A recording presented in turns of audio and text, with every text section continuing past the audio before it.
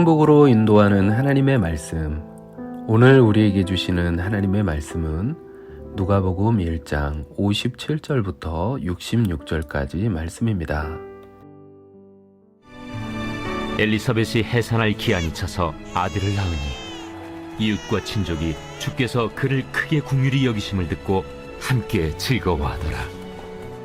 8일이 되매 아이를 할례하러 와서 그 아버지의 이름을 따라 사가랴라 하고자 하더니 그 어머니가 대답하여 이르되 아니라 요한이라 할 것이라.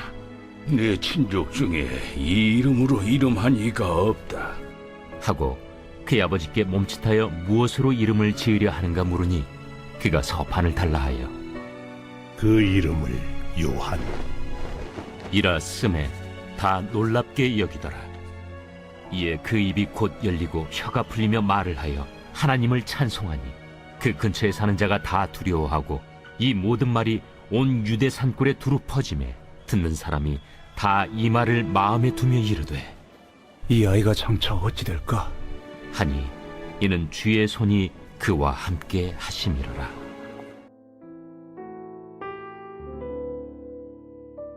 엘리사벳의 출산을 많은 사람들이 와서 축하해 주었습니다.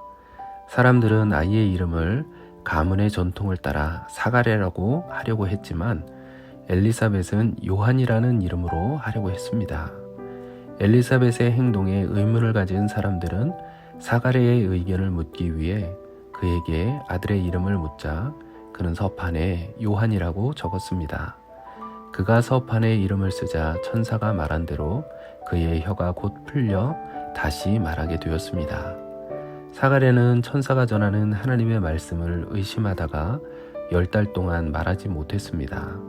그는 말 못하는 기간 동안 하나님의 능력을 생각하며 그 말씀에 순종해야 함을 마음에 깊이 새겼습니다. 요한의 출생은 하나님의 구원 계획이 실행되기 시작했다는 증거입니다. 하나님의 계획하신 구원의 핵심은 하나님을 향한 전적인 신뢰와 순종입니다. 하나님과 상관없는 삶을 살아오며 전통과 관습에 묶여 살던 이스라엘 사람들이 오직 하나님을 신뢰하며 이스라엘의 왕이신 하나님께 순종하는 삶으로 변화되는 것입니다. 어느 가정에서도 자녀의 이름을 함부로 짓지 않습니다. 이스라엘 백성들도 아이에 대한 기대와 소망을 이름에 담아 이름을 지었습니다. 하나님도 이름을 지어주심으로 특별한 사명과 역할을 주실 때가 있습니다. 하나님께서 지어주신 요한의 이름은 여호와는 은혜로우시다입니다. 요한은 장차 오실 메시아의 길을 준비하는 자로 부르심을 받았습니다. 그의 아버지 사가랴와 같이 제사장의 삶이 아닌 예수님의 오심을 준비하며 하나님의 은혜로우심을 사람들에게 알리는 사명을 받은 것입니다.